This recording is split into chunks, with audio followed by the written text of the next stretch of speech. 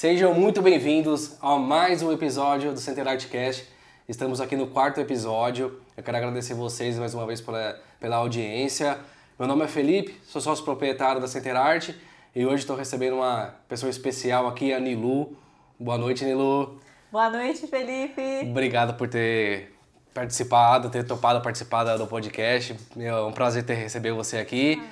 E queria que você contasse a sua história, porque você ser persa, como que foi de você sair da Pérsia, vir para o Brasil. Explica um pouco aí para mim. Ah, tá bom. Felipe, primeiro, antes de mais nada, muito obrigada pelo convite. É uma honra estar aqui, né? Nosso parceiro Center Art. E... Bom, vamos lá. Como vocês sabem, né? Meu nome é Niloufar, Nilu, né? Nilu é um nome artístico que eu escolhi, né? Certo. Pra falar da Niloufar. E eu nasci no Irã, eu cresci no Irã e depois que a gente mudou pro Brasil, né? E eu sempre amava as artes, né? Sempre amei a arte, pintura. E eu sempre fui podada, né? Pra escolher áreas sérias, né? Tanto é que eu sou formada em engenharia civil, eu sou engenheira de formação, para seguir essa carreira aí mais séria, né? Algo que fosse ter sempre um futuro garantido, digamos assim, né? Só que ao longo dessa jornada, né, depois de fazer a faculdade, ter a minha carreira de auditora, em São Paulo eu falei, não, eu tava muito infeliz, né? E todo o meu refúgio, toda a minha alegria sempre foi pintar, né? Depois do trabalho, antes do trabalho, pra meio que lavar a minha alma daquela coisa, daquela loucura que passava em São Paulo, né? E foi aí que começou, né? Todo o projeto da Nilu Arts, exposições, pinturas, cursos. E realmente é uma jornada de muita alegria, muita realização na minha vida. Sim. Você nasceu do Irã e quantos anos você veio pro Brasil? Como que foi sua infância lá? Lá você já pintava? Você já tinha algum contato com pintura? E quando que você chegou no Brasil? Como que foi a trajetória do Irã pro Brasil? Tá. Eu vim pro Brasil com 13 anos. Tinha 13 anos, já estava no segundo ano, né, do ensino médio. E naquela época, assim, lá em casa, pintar era proibido, tá? Ter tinta era proibido. Porque os persas têm tapete persa em casa, Sim, né? Aqueles tapetes famosos e carérrimos. Exato, né? A Pérsia é mega conhecida pela sua arte, né? Os tapetes, tudo. Exato. E aí a gente tinha esses tapetes em casa, né? E aí a minha mãe tinha medo da gente ter tinta e derrubava as tintas no tapete dela, né? De estragar um tapete caríssimo, né? E tinha tapete pela casa inteira, né? Então não tinha uma área assim, o povo veste a casa de tapete, assim, de todos os quartos, corredores, até as escadas tem tapete, né? Então, por isso, a gente não podia ter tinta. Então, eu tinha umas tintas bem ruins, umas aquarela infantil, sabe, na minha infância. E uns lápis de cor, era o máximo que eu tinha, né? Mas eu sempre amei. Fazia caricatura, muitos desenhos, né? Era muito envolvida com desenho, né? E observando, assim, meu Deus, será que eu posso ter tinta um dia, né? Foi aí que começou tudo, né? Um sonho privado, assim, né? Aí, quando você veio pro Brasil, com 13 anos de idade, você veio morar em São Paulo? Não, a gente foi pro Mato Grosso. Tá, Mato Grosso. Mato Grosso. E por que veio? O que foi? O que deu nos seus pais pra vir pro Brasil? Como que foi isso? O que foi o start? Falei, vou pro Brasil. Outra história curiosa. Lá no Irã hoje, Irã é um país que é muçulmano hoje, sim, né? Muçulmano xiita. E nós não somos muçulmanos. Quem não é muçulmano no Irã sofre perseguição. Todas as minorias religiosas, né? Os cristãos, católicos, os judeus, barrais, eu sou barrai. Zoroastrianos, toda a minoria sofre perseguição real, assim. Eu não poderia fazer faculdade, por exemplo. Entendi. Só os muçulmanos. Só se você fosse xiita lá? Muçulmana, fosse muçulmana. Se você fosse muçulmana xiita, você podia? Sim. Só porque você ter diferente, não? Era barraia. Aí quando você se matricula, você põe seu nome, sobrenome, nome do pai e religião. Você tem que botar na sua matrícula. E a gente não ia mentir, né? Eu sou barraia com muito orgulho. Então, assim... a gente era privado de estudo, né? De muitas coisas, né? Tá. E aí meus pais vivenciaram essa mudança, essa transição, que no Irã não era assim antes, né? Teve uma revolução... Era mais livre antes. Era. Aí depois dessa transição... Teve a Revolução Islâmica. Depois da Revolução aconteceu isso. Então eles eram adolescentes, né? E vivenciaram como eles deixaram de ter acesso aos sonhos deles, que de repente eles não podiam mais estudar, né? Fazer faculdade. Podia até a escola, assim, né? E então quando a gente foi crescendo, eu sou a mais velha lá de casa, né? Eles falaram, não, a gente precisa sair do Irã pra dar um futuro pros meninos, né? Claro. E aí eu tenho uma tia que mora aqui no Brasil, no Mato Grosso. Tá, aí, por parte de pai. Isso. Aí ela já tava morando no Brasil, você vai falar, já que eu tenho uma irmã lá, vou pra lá. Eles pesquisaram, né, conheceram alguns países, meu pai se apaixonou pro Brasil. Ele viu aquelas fazendas enormes no Mato Grosso, aqueles gado, né, vacas Nelore, né, que chama, né? Isso, branquinho, lindinho, com sojas, ele ficou apaixonado pelo Brasil, né, o verde, né, o sol do Brasil. E aí decidiu mudar pra cá. A gente mudou pro Mato Grosso quando chegou. Aí veio pro Mato Grosso e aí sua mãe deixou eu começar a pintar? Não! Ela trouxe os tapetes, provavelmente, né? Trouxe essa tapete na mala, você acredita? Ela trouxe até aspirador de pó na mala, gente. E aí, beleza, você começou aí você provavelmente nessa época tinha educação artística na escola e tal. Então você já tinha um pouco mais de acesso a isso, né? Bem mais ou menos. Era muito... Tá. Eu fiz escola pública sempre, né? Quando a gente chegou no Brasil. Então, assim, as matérias não terminavam até final do ano, mudava professor substituto, professor de não sei o quê. Mas era muita coisa... A arte não era uma arte prática, pelo menos na época que eu peguei, que foi de 8ª série ao colegial, né? Era muito assim, coisa escrita. Isso não me atraía, né? Eu queria muita prática, né? Sim, sim. E nessa época também, eu fui a primeira lá em casa a aprender português. Então só eu falava. E meu pai, ele sempre foi empreendedor. Meu pai construiu uma fábrica no Mato Grosso, né? De pisos, sabe? Pavers. De cerâmica? Não, de pavers, de concreto. Sei. Sabe aquele que você põe na calçada? O travante. Isso daí mesmo. E daí ele construiu uma fábrica sem falar uma palavra em português. Quem que fazia a tradução? Eu. Você. Então eu saía da escola, eu já tinha o meu emprego, assim, né? Que era tradutora do meu pai. Então a gente foi lá, comprou terreno. Lá não tem tipo, era urbana, era numa parte mais... Não era urbana, assim, né? Então rural. Rural, assim. Tinha que puxar a parte elétrica, tinha que trazer alguém pra cavar poço de água, pra pegar água. Construir o barracão.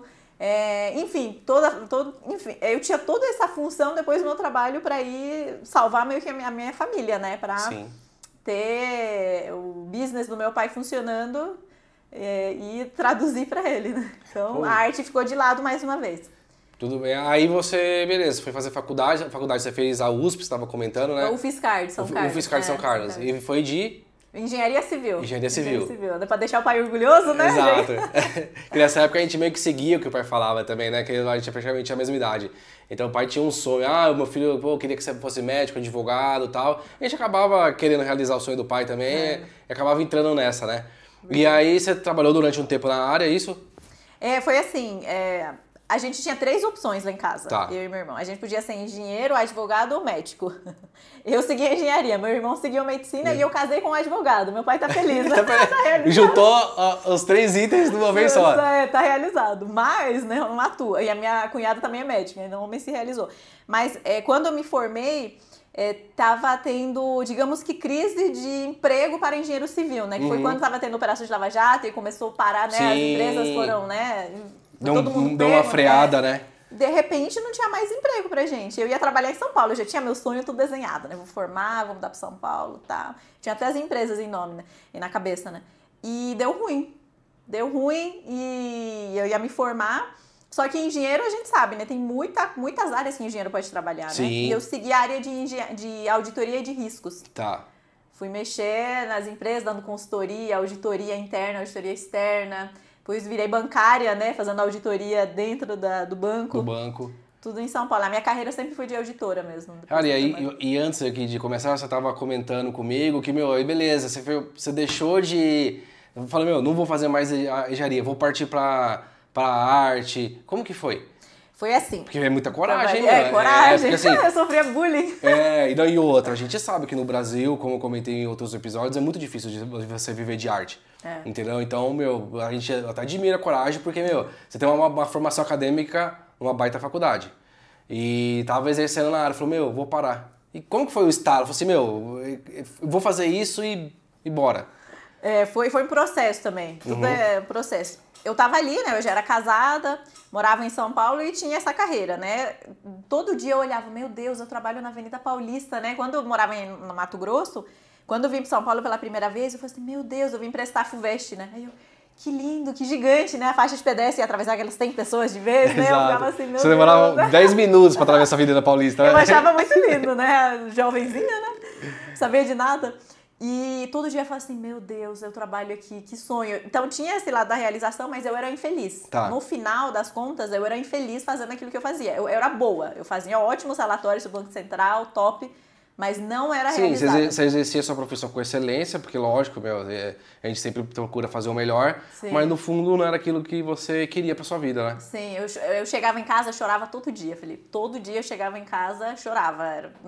Porque a gente sabe, né? No final das contas, a gente sabe se a gente tá feliz e realizado fazendo aquilo que deveria fazer, que tá conectado com a nossa essência, claro, né? Sim. E eu sentia isso, eu sabia, mas eu também não tinha muito o que fazer, né? Não tinha, falar, tô aqui, né? Vida em São Paulo não é barato, não quero pedir ajuda pros pais, eu vou fazer, né? Eu estudei pra isso, meu pai saiu do Irã, largou tudo que ele tinha pra dar um futuro pra gente, vou fazer o quê, né? Então, tava nessa. E aí eu pintava, aí sim eu podia ter tinta, Felipe. Você tava na sua casa, né? Eu tava na minha casa. E o maridão não ligava, falava, meu, pinta mesmo. Ele trabalhava mais que eu, coitado. Eu chegava na casa umas 6, 7 horas, ele chegava umas 9, né? Aí eu tinha um intervalo de tempo até ele chegar em casa pra fazer as minhas artes, né? Sim. Então a gente tinha uma mesa de jantar em casa. A gente morava no centro de São Paulo, na Santa Cecília, que é assim, muvuca, né? E é tudo pequeno, né, os apartamentos. Tinha uma mesa de jantar, eu levava tudo pra essa mesa, pintava e guardava até ele chegar em casa, porque eu tinha vergonha. Não queria que ninguém visse o que eu fazia, né? Eu tava ali fazendo minhas coisinhas. E foi assim que eu comecei, pra desestressar e recuperar um pouco de mim, que eu perdia todo dia naquela loucura, né, de São Paulo, né, naquela correria e tudo mais, né? E foi assim que eu comecei. E aí depois eu fui dando asa a esse sonho, né? No meu sonho mais impossível, mais distante de todos, eu poderia ser artista. No mais distante, porque não era real aquilo, né? Sim. Mas começou assim. E aí, porque, por exemplo, sem demagogia, a gente tem até um quadro seu aqui, pessoal. Eu conheço o trabalho da Nilu, ela pinta muito bem. Tipo, eu sou muito fã da sua arte. Aqui tem outra aqui, ó.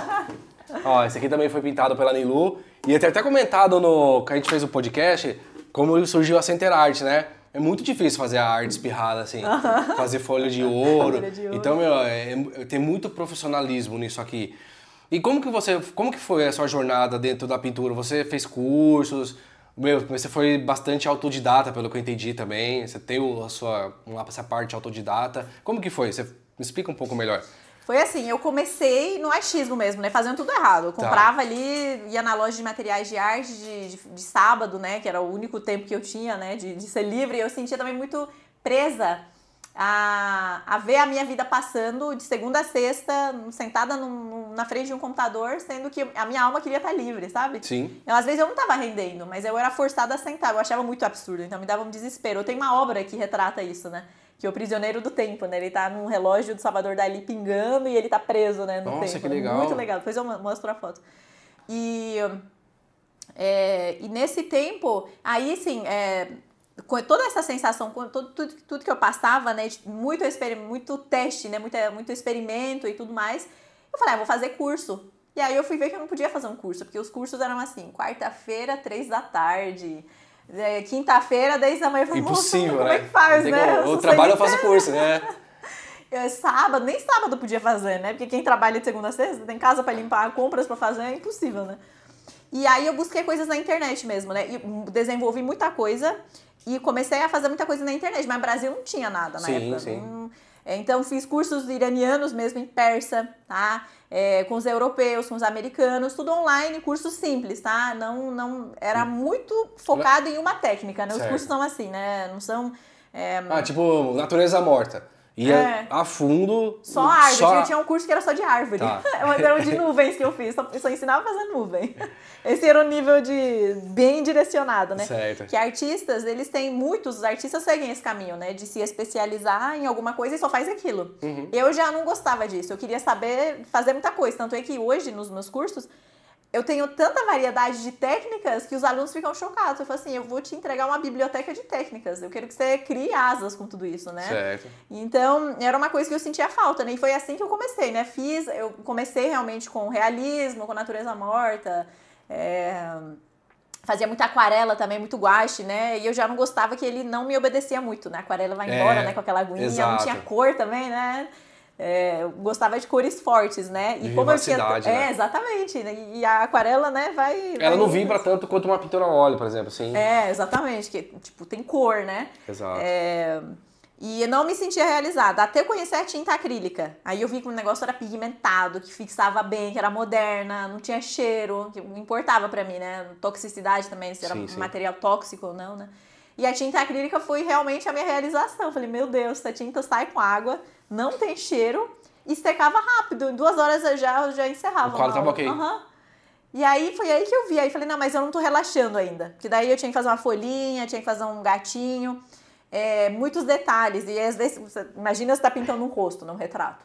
Aí tem o brilho do olho da pessoa, que pega da luz e tá brilhando. Se você pegar o pincel e passar esse brilho num lugar errado, o olhar da pessoa sai vesga, né? Aí fica vesgo, né? Por quê? Porque você errou uma pincelada. Então é muita pressão, né? Sim. Esse negócio de copiar uma referência sempre me incomodou também. Eu não queria, de novo, me sentir presa a ficar copiando aquele brilho num fiozinho que tá solto em tal lugar, senão não fica aparecendo com a referência. Sim, aí você ia voltar, tipo, igual no seu trabalho, você tá... Exato, seguir padrões, né? Seguindo padrões, exato. E aí eu falei, e demorava, né? Demorava. E aí demorava tanto que eu ficava com preguiça de voltar. Não queria terminar uma aula. Nossa, que saco eu tenho que fazer, né? Isso não é legal, né? Isso mata a criatividade, traz bloqueio mesmo, né? E foi aí que eu cheguei no abstrato.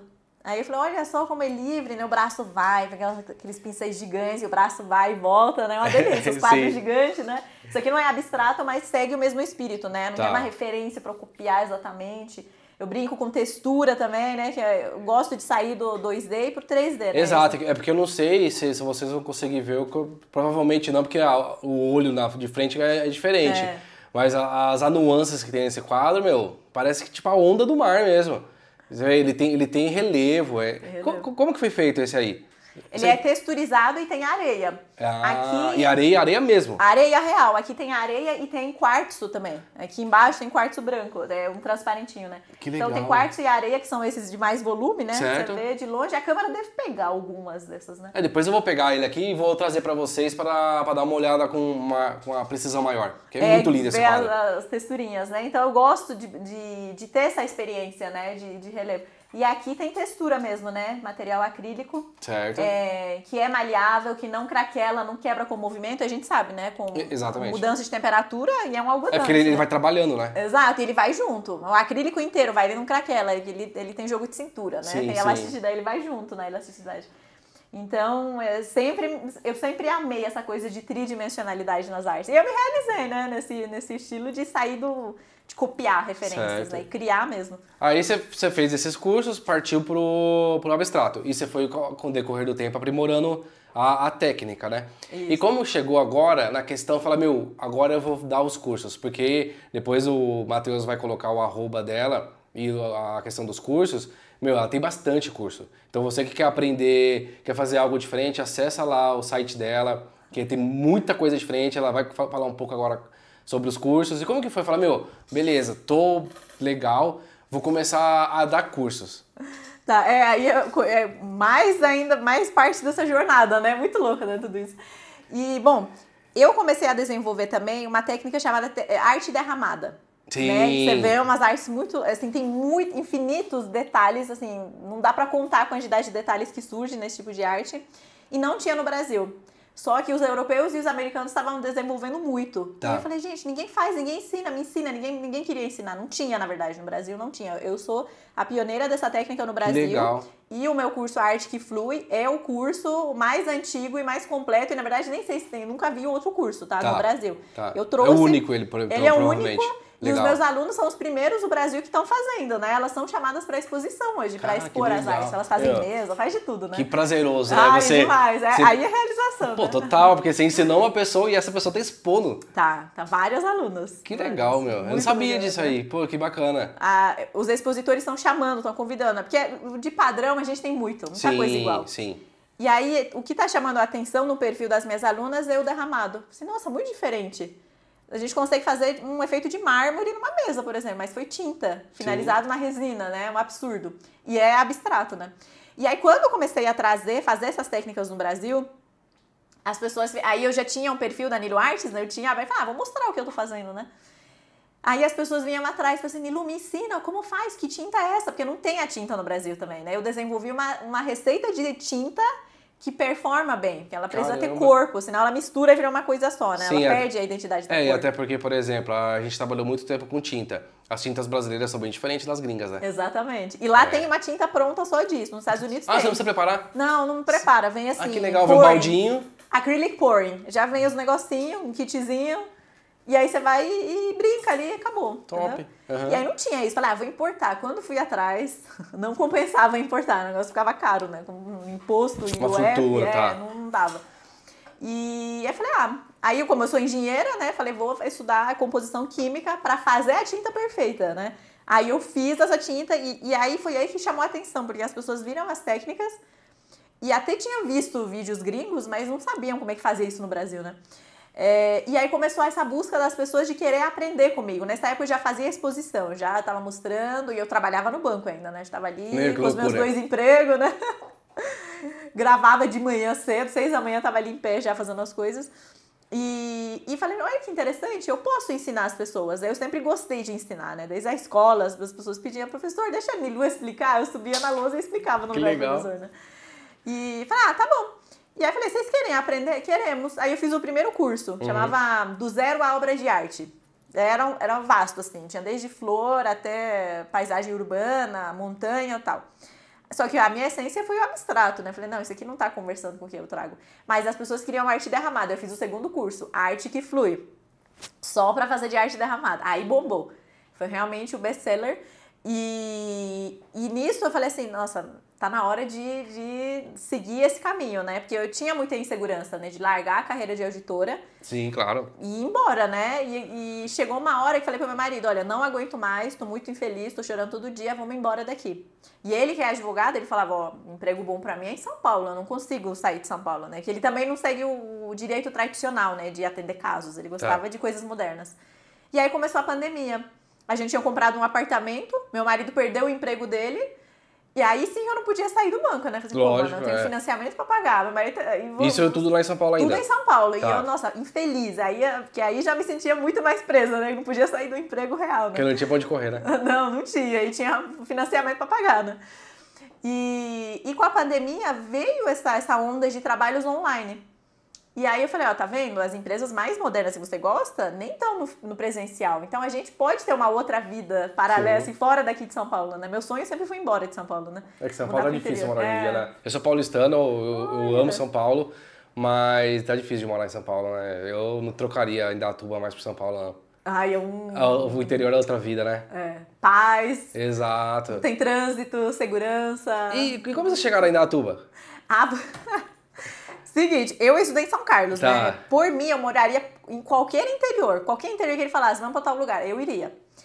E a gente tem um casal de amigos, um amigo meu, de 15 anos de amizade, conheceu uma vizinha minha. Começou a vir nas reuniões barrais, eu falei, tem um amigo meu aqui e tal, o Brian é um amigo meu de longa data. E eles se conheceram e começaram a namorar. E casaram, inclusive eu casei eles, né? Essa maneira deles e tal. E aí ele é piloto da Azul. Ele passou na Azul, mudou pra Indaiatuba. Ele passou aqui do lado. Aqui era o sonho dele, né? E aí a gente veio visitar eles. Quando meu marido viu a cidade, falou assim, meu Deus, essa cidade é linda, né? Eles moravam num prédio alto, via o parque ecológico passando, assim, aquela coisa linda. Ele falou, se eu sair de São Paulo, eu mudaria pra Indaiatuba. Aí eu falei, epa, chegando a minha hora, né? Graças a Deus. Senhor, obrigada, né? E tudo isso na pandemia, né? E, gente, do nada, a gente falou assim, vamos colocar o apartamento para vender, vamos ver o que acontece. Se alguém vier, a gente vê. E ninguém veio. Ficou 7 meses lá largado, de repente veio uma mulher e falou, quero comprar esse apartamento agora, à vista, me dá. Aí eu falei assim, moça, mas eu não tenho para onde ir, espera eu achar uma casa, né? E aí a gente começou realmente a busca de casa aqui em Indaiatuba, né? Nisso, meu marido arrumou um emprego. A casa online. Deu certo aqui, online. Nossa, deu tudo certinho, americano, né? Americano com colombiano, né? Online, do jeito que ele queria. Eu me demiti do trabalho com muito gosto, né? Porque, nossa, eu cheguei lá. Chegou com um sorrisão aqui. Tô indo embora. Tchau, vou virar obrigado. essa mesa, eu não preciso desse emprego. E eu sofri bullying, muito bullying. A Nilo vai vender a arte dela na praia, ela vai largar o banco pra ser artista. Mas eu tava nem aí, porque eu tava sendo livre daquilo, né? Tava ganhando minhas asas pra me realizar, né, realmente. E foi isso, a gente veio pra cá, nisso eu já tinha meus alunos, já tinha Nilo Artes, o projeto já tava andando. E aí eu comecei com força a gravação dos próximos cursos, né? Sim. De abstrato mesmo, né? Eu fundei a escola de arte abstrata, que o que realmente ensina, assim, de tudo. Da arte derramada, do abstrato em tela, textura, tudo. Um curso mais completo que eu já vi na vida, é aquilo. Tá. E eu tô nessa até hoje, né? Faço as minhas obras autorais, né? Eu ensino muito. E é um prazer, assim, diário, né? De segunda a com certeza. segunda. Não, assim, que quando você faz, por exemplo, eu sou completamente apaixonado pelo que eu faço. Quando você faz o que ama, meu, não é trabalho. Não, Não é trabalho. Tipo, meu, é um hobby prazeroso que no final das contas ele te traz o sustento, né? Então, por exemplo, às vezes eu trabalho 12, 13, 14 horas por dia, até amigos meus, pô, você tá trabalhando demais, cara. Eu falei, cara, não tô trabalhando não. Eu falei, eu gostoso, curto. né? Assim, por exemplo, por ser uma empresa e ter produção, tem seus obstáculos a serem ultrapassados, né? Mas isso faz parte da vida, como o seu também. Você vai lançar um curso, tem obstáculos que você tem que enfrentar. E hoje você tá com quantos cursos lá? Nossa, hoje a Nilo Arts deve estar perto de 10 cursos. Tá. Eu tô Olha fazendo que mais legal. cursos, né? Eu adoro fazer. Você vai lançar um agora, né? Vou lançar mais um E qual que vai ser chama o tema? Texturas Mágicas. Tudo de textura. Tá. Até folhas tridimensionais que saem do quadro, aspectos abstratos também com textura. Eu sou apaixonada nesse negócio de tridimensionalidade, né? E dá pra fazer muita coisa. Então, Que fazer legal. um curso enxuto, mas Tá. ao mesmo tempo completo, né? Trazendo Tá. várias técnicas pro aluno depois criar suas próprias asas e fazer o que pensar, né? Entendi. Imaginou, criou. Tá. Esse é o objetivo, né? Mas isso que você falou de realização e de fazer o que a gente ama, tem vezes que eu não acredito. Eu tô lá pintando, né? Uma terça-feira. Esses dias eu fiz uma dupla aí de pássaros, né? Aí eu, nossa, que coisa, né? Tem que trabalhar. Não, mas eu tô trabalhando. Exato. Você tá tão ali que você fala, nossa, né? E passa rápido, né? Passa rápido. Por exemplo, eu vejo, às vezes eu entro 7 horas da manhã, vou sair 7 horas da noite, quando eu vejo já é de noite. Falo, pô, cara, e é muito prazeroso isso.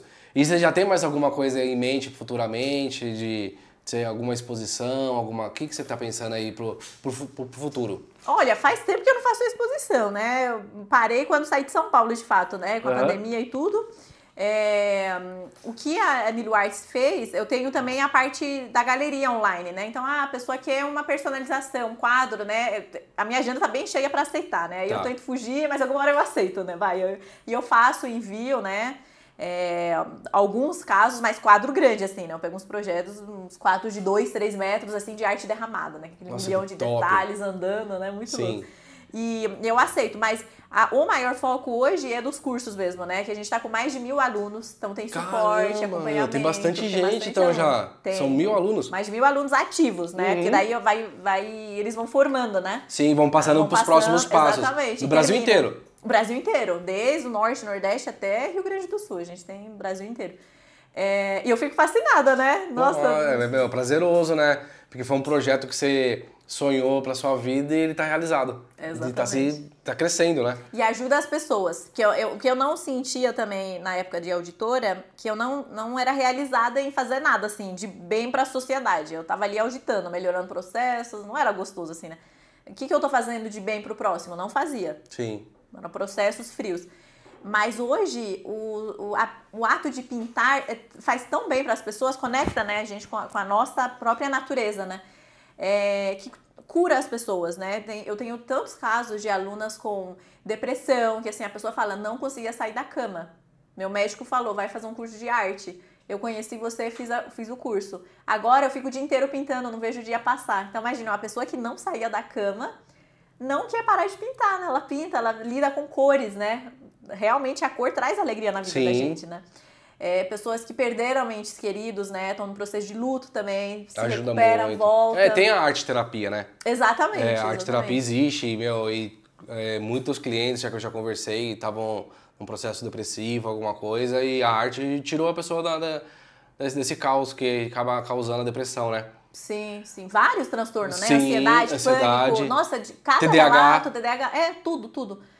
Então, aí quando eu vejo esses relatos, eu choro. Todo relato, às vezes alunos gravam e eu, meu Deus. É emocionante, né? Aí eu me conecto de novo com o meu objetivo, né? Sim. Que foi largar tudo pra trazer essa transformação, né? Aí eu me sinto realizada, de fato, né?